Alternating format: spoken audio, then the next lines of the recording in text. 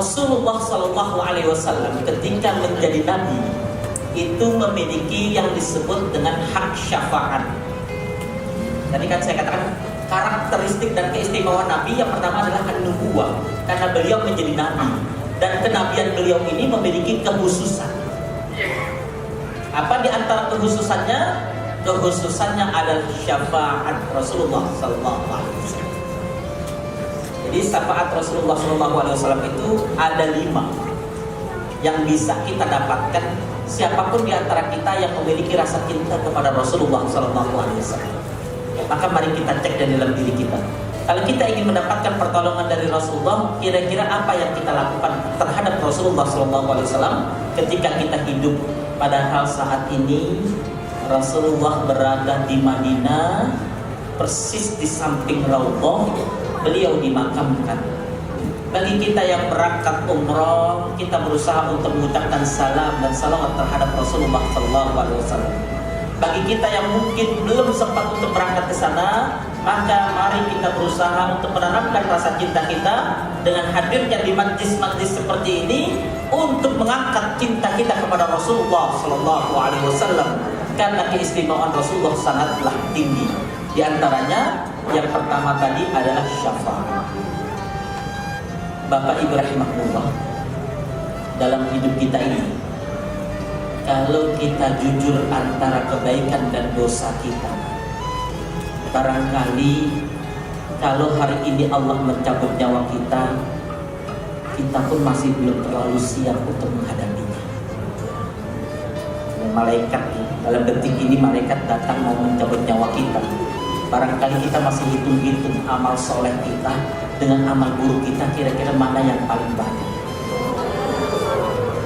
Kalau amal soleh kita yang banyak, yang menjadi pertanyaannya apakah amal soleh yang kita lakukan ini kita lakukan dengan ikhlas atau tidak. Karena jangan sampai kita ini disebut sebagai orang-orang yang muflis, orang-orang yang tekor. Maka bagaimana caranya? Maka ittiba' Rasul sallallahu alaihi wasallam menjadi sebuah keharusan dan ittiba' Rasulullah sallallahu alaihi wasallam juga menjadi sebuah solusi. Jadi kalau kita nanti sudah meninggal dunia semua, kita akan bertemu di padang mahsyar. Itu pertemuan perdana kita. Jadi sekarang ini kita mungkin ketemu orang tua kita, sudah ada yang sudah meninggal dunia, kita punya teman sekarang sudah meninggal dunia. Nanti semua akan bertemu di padang mahsyar. Di padang mahsyar itu kehidupan manusia tidak lama. Diperkirakan dalam riwayat Rasulullah SAW sekitar 300 tahun. Kerjaannya hanya nunggu. Jadi di sebuah tempat yang sangat luas, Rasulullah SAW ya saat itu ya mencari umatnya, didampingi oleh malaikat Jibril. Jadi kemudian Rasulullah SAW berkata, wahai Jibril, apakah itu umatku yang begitu banyaknya, yang terlihat hitam ya Rasulullah? Ya wahai Jibril. Kemudian Jibril alaihissalam berkata, wahai Muhammad, tilka umat Musa alaihissalam. Itu bukan umatmu, tapi itu adalah umatnya Nabi Musa alaihissalam. Fa'aina ummati ya Jibril? Fa'aina ummat? Lalu di mana umatku wahai Jibril? Maka Jibril menunjuk sebuah tempat, di mana tempat itu begitu terlihat luas sekali dan orang lebih banyak daripada titik hitam itu. Kemudian Jibril mengatakan, "Dzaka ummataka ya Muhammad." Itulah umatmu Muhammad. Rasulullah SAW setelah mendengar Jibril berhenti dari kalimat yang menyampaikan itu adalah umatnya, maka Rasulullah SAW bergegas dan kemudian seraya memanggil dan mengatakan, ummati, ummati, ummati. Begitu cintanya Rasulullah SAW kepada umat. Rasulullah menunggu betul bagaimana pertemuan dengan seluruh umatnya, baik yang pernah bertemu dengan Rasulullah SAW ataupun yang tidak bertemu dengan Rasulullah SAW. Kita ini termasuk yang tidak bertemu dengan Rasul. Tapi kalau kita mencintai Rasulullah SAW, Allah akan menjadikan kita begitu dekat dengan Rasulullah SAW. Maka ketika umat yang lain meminta syafaat kepada Rasulullah, umat yang lain tidak mendapatkan kesempatan dari nabi-nabi mereka untuk mendapatkan syafaat. tapi Rasulullah SAW diberikan kesempatan untuk memberikan syafaat. Itu yang disebut dengan syafaatul uzma, syafaat yang agung yang Allah berikan dan hanya kepada Nabi Muhammad SAW. Yang pertama. Yang kedua, syafaatul ladzina yadkhuluna al-jannata bighairi hisab. Rasulullah nanti di padang mahsyar akan menemukan umatnya dan memanggil umatnya, dan umatnya berlarian menuju Rasulullah, dan yang terdekat dengan Rasulullah SAW itulah yang digaransi bahwa dia akan masuk surga tanpa hisab. Tapi bahwa untuk menuju kepada Rasulullah bukan karena kecepatan larinya. Kalau dulu ada atlet namanya Zuhri dari Lombok, dia punya kecepatan lari. Bukan kecepatan larinya yang bisa mendekatkan dia dengan Rasulullah SAW, tapi yang menyebabkan kedekatan kepada Rasulullah SAW adalah mahabbatuhu ila Rasulullah SAW, karena cintanya kepada Rasulullah. Karena Rasulullah sering disebut, karena Rasulullah SAW sering dikirim salawat dan salam, maka dialah yang tercepat. Maka di dalam riwayat yang disampaikan di dalam hadis dikatakan Aisyah Bakumi'ah min alaf min ummati yadkhuluna al-jannata bighairi hisab. Dalam riwayat yang di dalam kitab Al-Lu'lu' wal Marjan dikatakan ada sekitar 70.000 atau 700.000. Berarti itu yang merawikan itu ragu bahwa 70.000 orang itu akan masuk surga tanpa hisab. Yang disebut tanpa hisab itu seluruh proses itu dipermudah. Jadi perlintasan di atas sirat itu kecepatannya itu ada 7. Ya, kan antara daratan menuju ke surganya Allah, di bawahnya itu ada neraka. Perlintasannya itu tergantung pada kecepatan. Kecepatan orang-orang yang melintas itu tergantung pada amal solehnya. Seberapa kecepatan yang dimiliki oleh orang-orang yang mencintai Rasulullah dan mendapatkan syafaat dari Rasulullah untuk masuk surga tanpa hisab, katar fata'in, kecepatannya itu seperti mata yang berkedip. Jadi dia dalam kondisi tertutup, di tengah dalam kondisi terbuka melihat neraka, sampai tertutup kembali sudah langsung di depan surga. Itu kecepatan orang-orang yang mendapatkan syafaat Rasulullah SAW yang fulu dan jannata bighairi hisab. Jadi kalau kita kan membayangkan dalam diri kita nanti dihitung amal soleh kita diterima atau tidak, ada yang namanya al-mizan, ada yang namanya timbangan, ada yang namanya di situ hisab, dihitung dulu dan sebagainya. Semua perlintasan itu menjadi super priority atau VVIP karena syafaat Rasulullah SAW. Jadi itu yang namanya syafaat yang kedua, syafaatul ladzina yadkhuluna al-jannata bighairi hisab. Syafaat yang bisa masuk ke dalam surga tanpa hisab. Ada memang kecepatan yang kedua. Kecepatan yang kedua itu kalau kita sebut seperti ya halilintar. Ya.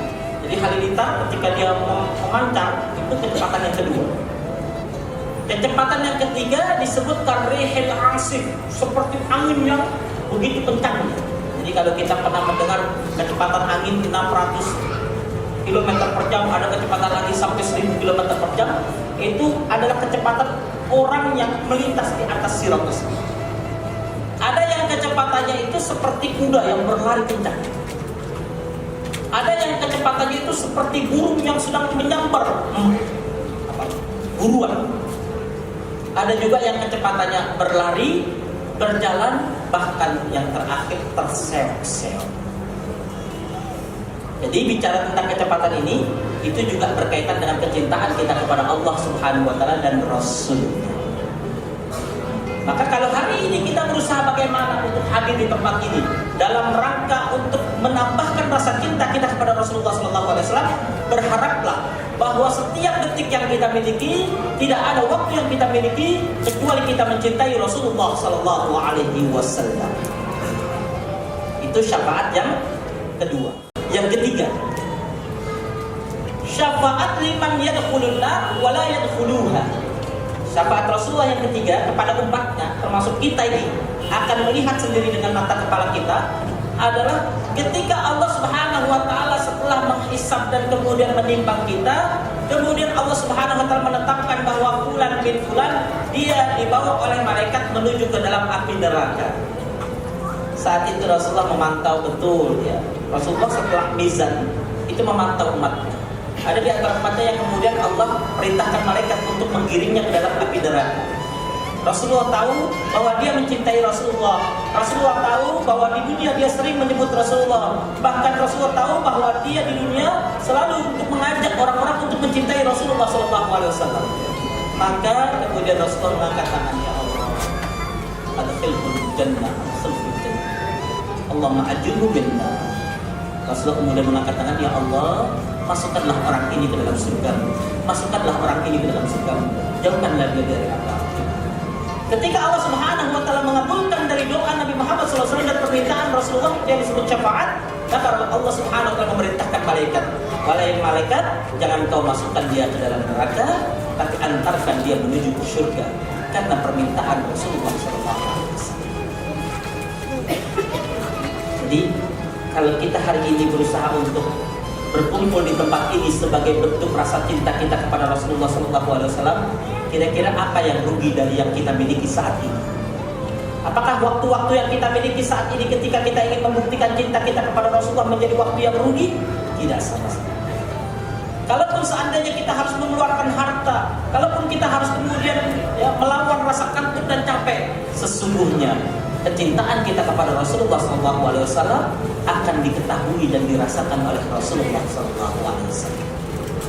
Di antara ayah bunda, bapak ibu yang hari ini hadir dan hadir ini betul-betul merasakan kecintaan terhadap Rasulullah SAW, yakinlah Rasulullah merasakan cinta kita kepada Rasulullah SAW. Karena Allah Subhanahu wa taala memberikan khasais kepada Rasulullah untuk merasakan siapa yang betul-betul mencintai Rasulullah SAW. Itu yang ketiga. Yang keempat adalah lima yadkhulun nar wala yadkhuluha illa qasira. Syafaat Rasulullah SAW yang keempat adalah ada di antara umatnya yang masuk neraka, durasinya harusnya panjang, tapi kemudian Rasulullah SAW mengangkat tangan, ya Allah, jangan kau masukkan dia terlalu lama di dalam neraka-Mu, ya Allah. Dia adalah umatku, dia selalu mencintaiku, dia selalu berusaha menolong orang-orang yang mencintaiku, dia selalu bersama-sama dengan orang-orang yang selalu berusaha mencintaiku. Maka sesungguhnya ringankanlah ya Allah, ringankanlah. Maka ketika Allah kabulkan, orang itu masuk neraka, durasinya sudah ditentukan, tapi diperpendek karena syafaat Rasulullah SAW. Bisa kita bayangkan, kalau kita mencintai Rasulullah hari ini setengah hati, sungguh suatu saat kita akan menyesali ini. Kenapa? Karena sesungguhnya Rasulullah selalu menanti, dan saat itulah yauma la yanfa'u malu wala banun, tidak ada yang bermanfaat. Maka kita berharap betul Rasulullah SAW memberikan syafaat. Itu yang kelima, bahwa ada di antara manusia-manusia yang Allah Subhanahu wa taala saat itu akan masukkan dia ke dalam neraka dengan waktu yang lebih panjang lagi, tapi Rasulullah meminta agar mereka pun dikurangi dari jatah mereka sehingga kemudian umur dari api neraka yang didapatkannya pun tidak panjang. Dan yang terakhir, di antara syafaat Rasulullah SAW, Rasulullah berdiri. Padahal Rasulullah ketika awal-awal mengumpulkan umatnya 70.000 masuk surga tanpa hisab, itu Rasulullah sudah sampai di surga. Tapi kenapa Rasulullah keluar kembali? Rasulullah SAW mencari umatnya yang membutuhkan pertolongan dan syafaat dari Rasulullah SAW. Di antara salah satu tempat yang ditunggu oleh Rasulullah SAW adalah as-sirat, jembatan. Di jembatan itu Rasulullah membahasakan dalam hadis, fihi zallat zallu, fihi zallun wa zallat wa aktharuhu an-nisa. Nanti di atas sirat itu banyak sekali orang yang tergelincir, sedang jalan tergelincir, di bawahnya itu api neraka, tergelincir, jalan tergelincir. Ya, tapi Rasul katakan di antara banyak dari umatku yang tergelincir adalah wanita-wanita. Itu Rasulullah SAW sampaikan. Tapi apa yang terjadi pada saat itu Rasulullah SAW? Rasulullah setiap melihat di antara umatnya yang hampir sampai, yang mungkin perjalanannya sedemikian beratnya, Rasulullah mengatakan, ya Allah, salimhu, salimhu, salimhu, salimhu. Rasulullah sampai menunjuk orangnya, Allah selamatkan dia ya, selamatkan dia ya, selamatkan dia. Sampai kemudian selamat. Tidak berhenti sampai di situ, cari lagi dari antara umatnya yang mencintainya, salimhu ya Allah, salimhu ya Allah, selamatkan dia ya Allah, selamatkan. Bayangkan betapa cintanya Rasulullah SAW, walaupun beliau telah lama meninggalkan dunia ini, tapi ajaran beliau adalah ajaran yang begitu indahnya. Keindahan ajaran beliau terlihat dari gambaran-gambaran yang kita lihat saat ini. Kenapa? Dunia ini kalau tidak ada ajaran Rasulullah SAW sudah dipastikan menjadi dunia yang kacau dan rusak. Kalau hari ini setiap senti di dunia yang kita lihat, kalau ada yang pernah keliling dunia, tidak ada satupun sentuhan dari keindahan alam ini terjadi kecuali itu adalah karena sentuhan Rasulullah SAW. Jadi kalau kita lihat Eropa hari ini dia menjadi hebat, itu karena belajar dari Islam.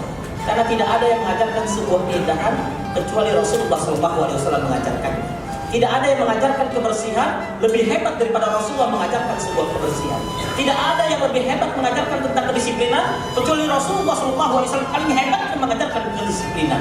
Maka kalau hari ini kita melihat ada tempat yang indah, penuh kedisiplinan dan kebersihan, itu karena sumbernya dari Islam. Kalaupun kemudian yang selanjutnya dipegang oleh orang-orang yang tidak beriman kepada Allah, mereka telah mengambil dari Islam, walaupun sesungguhnya yang pertama kali mengajarkan tentang nilai-nilai tersebut adalah Rasulullah SAW.